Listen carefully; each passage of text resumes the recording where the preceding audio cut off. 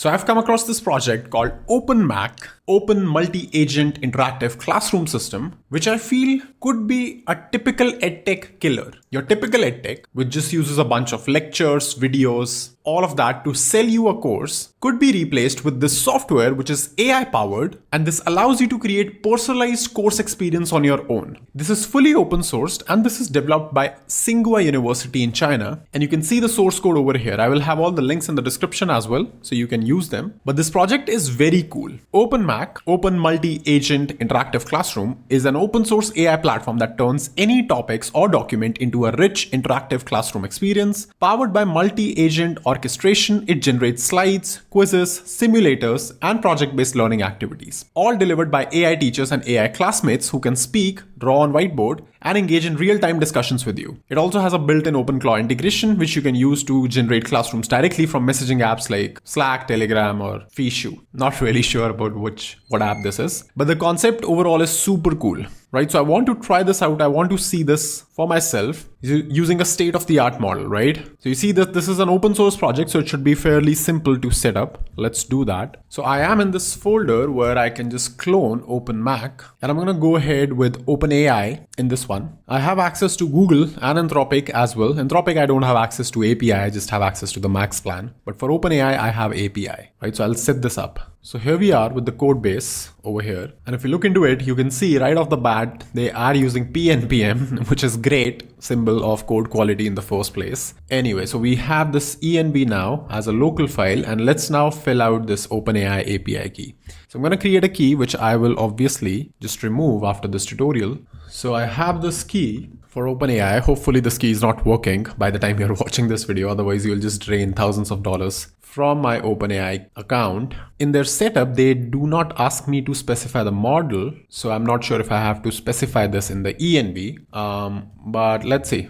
So PNPM install is already up to date. And then if we run the dev, we will have a Next.dev server, which is running on localhost 3001. Awesome. So I am inside OpenMac's generative learning in multi-agent interactive classroom, and I'm ready to learn something. Let's figure out what we can learn. So I'm going to give it something that I already know so that, I am able to assess this as well. Teach me, let's say, Node.js fundamentals in 10 minutes. Right? Let's just say that. A bunch of more things that we can do is, you can see I can change the language to English or Chinese, I'm assuming. I can have text to speech, video generation, image generation, these sort of models as well. Oh, so I can even turn these things on, right? So this is like an experience which you can do. I have text to speech and I have ASR also as something, and it's quite configurable. You can see like a bunch of options are here. OpenAI GPT 5.2, it has already picked up on its own because of the key that I have specified, and the parser for PDF. So I can even add some PDF lectures or something, right? So pretty cool stuff. And the best part is that it is in fact running on my computer, right? Using OpenAI as AI. So again, I'm not sharing any data as such with any other provider except for OpenAI, and that itself can be changed to any other provider.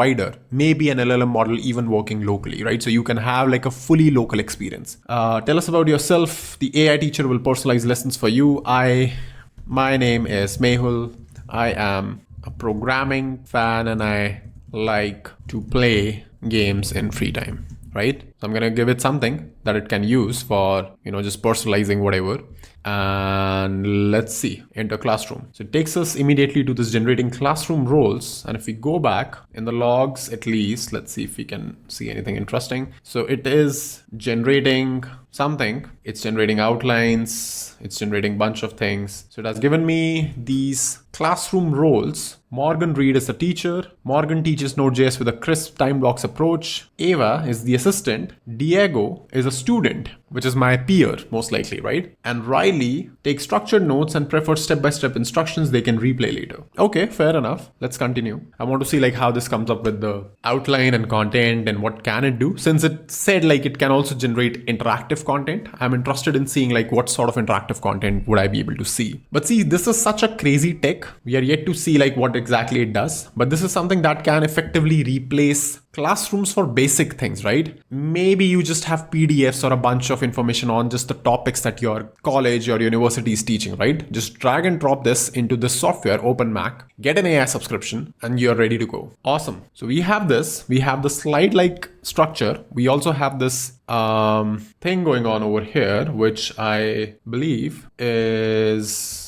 gonna be text to speech. So it says it's speaking. It seems like it's speaking. There are the indicators are here, but apparently it's not doing that, right? Because most likely I've not configured some API key, right? Let me see if I can test connection. The connection is successful. Base URL is right. For text to speech, I want OpenAI TTS, right? So I'm gonna use the same key, right? I don't know like why I did not pick up the key from here itself. Because this should be we have a different field over here, right? So got it. But I don't know. Maybe I can just specify it here and then ASR on PDF is not something that I know. Let's find OpenAI. We have the base key. We have this one. We have this one. And that's it. Yeah, I don't think we need anything else. Let's just do a quick reload of the server. I think, it can automatically do it. Great. So if I just refresh this, let's see if it works. Maybe not. Hello, this is a test speech. Okay, so there are a lot of things to customize here, and I feel that we could just delete this classroom once, put it together again, and let's say I enable text to speech and ASR both over here, right? And let's enter the classroom again. Let's give it another shot because the keys were not configured properly, at least in the ENV. Hey Mehul, welcome. Awesome. So we got it working now. See, the instructor itself is using OpenAI's text to speech to create an audio for this, and all I had to do was put in an API key. And now let's just go through the lecture, right? I want to see like what's the instructor going about. We'll move fast and stay practical. Crisp mental models first, then tiny runnable example. Today we'll lock in a one-sentence definition of Node.js and the mental model you'll use on every project. Let's start with the simplest possible anchor, a one-sentence definition. If you can say this clearly, a lot of Node confusion disappears.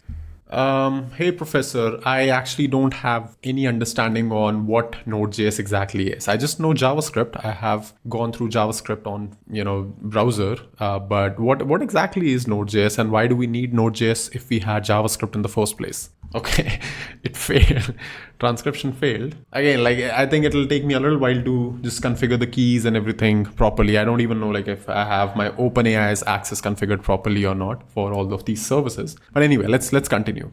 Node.js is a JavaScript runtime built on V8 that lets you run JavaScript outside the browser. So it's not JavaScript in Chrome, it's JavaScript running on your machine with access to files, networking, processes, and more. Quick gotcha. Node is not a framework. Express, Nest, and Friends are frameworks you can use in Node. Node itself is the runtime environment, the thing that executes your JS and provides APIs for I/O. Now the mental model. This is how you should picture Node while writing code, especially when you're dealing with async behavior. Default Node is one process, one main thread running your JavaScript. That main thread is precious. When it's busy, everything that depends on it feels slow. But Node shines because lots of I/O is hit. All right, pretty neat, pretty decent. For some reason, the voice mode is not working. I would have loved to test this out as well. Can you please explain me the difference between process and thread? Yeah, I don't know. Something is wrong with my settings likely. GPT-4o mini transcribe, right? Let's see. Hello, mic testing 1, 2, 3.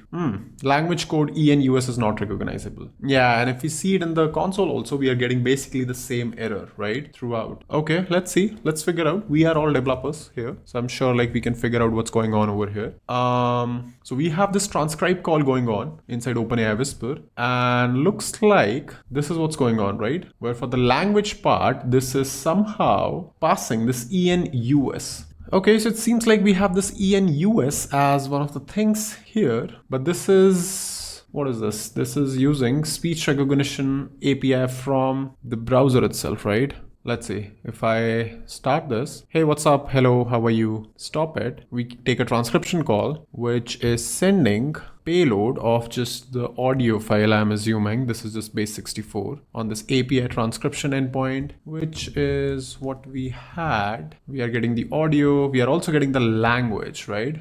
So if I just console log what sort of language that we are getting, if this is actually we are getting from front end or what. Hey, hello, how are you? And we are getting this from front end, right? ENUS. So for now, I'm sure there is a better fix for this, but since I don't want to create a pull request right now, what I'm going to do is I'm just going to make this auto for now, right? Let's just make it auto because our backend would be able to, or at least I hope OpenAI server would be able to detect it automatically, right? Let's try this again. Hey, how are you? And there we go. Hey, how are you is correctly recognized. So now my instructor can also hear me finally, right? All right, let's play. Hi, professor. I actually want to understand what exactly is Node.js. I'm still confused because JavaScript is something that I have learned about and read about, but Node.js seems like JavaScript only. So what exactly is the difference? And there we go. So it converted my instruction into the actual text, right? And then I have a bunch of other people also who are writing their messages, right? So I had this one guy, Jules, who was writing something,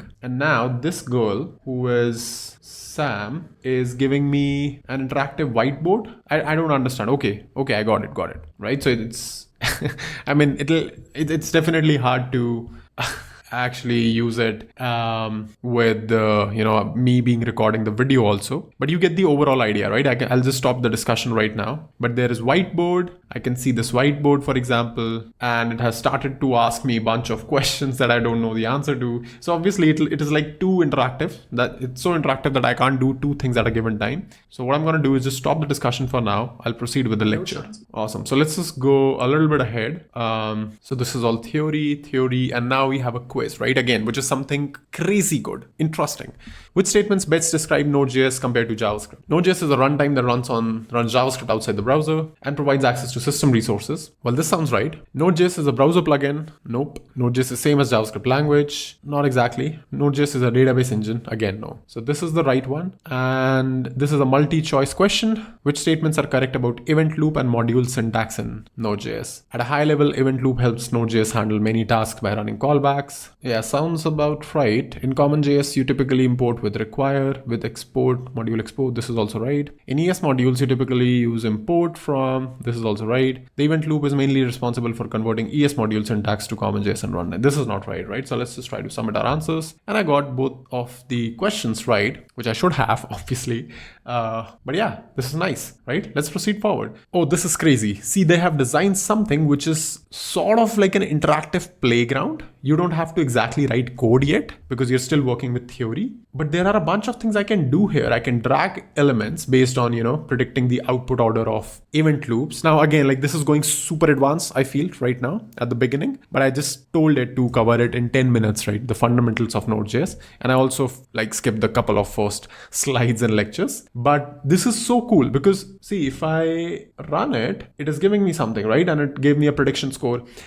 Guys, this is the best way I feel right now in order to learn through AI. This is nowhere close to ChatGPT or just you asking Claude or Opus or all of these questions, because you can anyway configure them here, right? You can configure the LLM as Claude, but the experience is what you pay for. The experience is what matters, right? And this is a super cool experience where you are getting slides, you're getting these, I don't know what even call this. Like this is like a personalized custom HTML widget, which helps you understand the microtask, macrotask queue, and the order of executions and lines of code, whatever. And you can run it, you can reset it. And if you are stuck, you have the voice mode to talk to people, right? This looks insanely cool. And if I proceed forward, we have a bunch of more slides. Let me just mute the professor for now. Bunch of more slides. And then there's another quiz. I'll just skip the quiz for now, or maybe, let's skip it out for now. And then we have the final slide, right? So let's just see what the professor has to say. Node.js gotchas to avoid a simple debugging routine and clear next steps to keep practicing. First up, gotchas. These are the mistakes that waste the most time when you're moving fast. 3 big ones. 1, mixing ESM and CommonJS. Be consistent and know whether you're using import, export, or require module.exports. 2, unhandled. See, this is where things get a little tricky because like Node.js has also fixed a little bit of ESM and CommonJS things, right? Something that you would only be able to tell if you are super advanced and you've spent a lot of time in JavaScript and the ecosystem. That Bun has fixed this a long time back. And that was also like one of the USPs of using Bun as a runtime, right? But Node is also coming up with this. So Node has made this much more easy to work with and live with when you're mixing like ESM and CommonJS. Not mixing exactly, but supporting it properly, right? Promise rejection. Always await or .cat, especially in routes and async handlers. 3, blocking the event loop. Avoid heavy CPU work in request handler. If it's slow, it will stall everything. Very, very important. Is it repeatable? Very, very important. Blocking the event loop. I had created a video which got me a lot of people upset. So very, very important thing the AI is telling us here. Debugging baseline instead of guessing. Start with node-inspect when you need to step through. Yeah, I mean, I can feel that my initial prompt was super bad when I just told it to, just create Node.js fundamentals in 10 minutes. But if you give it a detailed prompt, I am a Node.js beginner. I need a 7-day lecture slide, starting from day one on this topic. I want you to come up with everything that you can. It'll create the most beautiful slides, presentations, demos, maybe even interactive coding playground for all we know, right? At least for the languages which can run inside browser. Not bad. And I also have my whole chat over here, the voice chat, the thing that I did. There are a bunch of notes also that are also getting created over here as I'm learning. And that's about it for this lecture, right? I mean, I can even add like PDF parsing, web search, a bunch of more things there to make it even more interactive. But I think video generation would be actually super interesting, right? This is like crazy. Like if somebody is able to generate videos for concepts and diagrams, that would be like